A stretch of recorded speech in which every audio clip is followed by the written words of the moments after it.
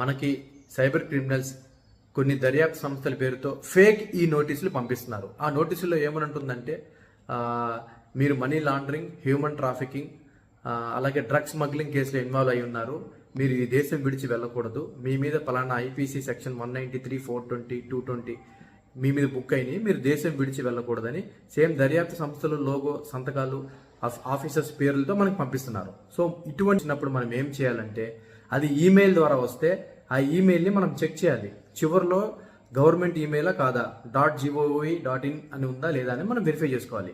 ఆ తర్వాత మనం అసలు మాక్సిమం ఇటువంటి నోటీసులకి రెస్పాండ్ అవ్వకూడదు.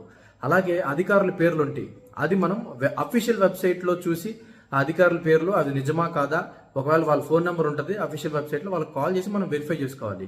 అలాగే ఈ నోటీసులని మనం ఎవిడెన్స్గా పెట్టుకొని నేషనల్ క్రైమ్ రిపోర్టింగ్ పోర్టల్లో cybercrime.gov.in లో మనం కంప్లైంట్ చేయాలి.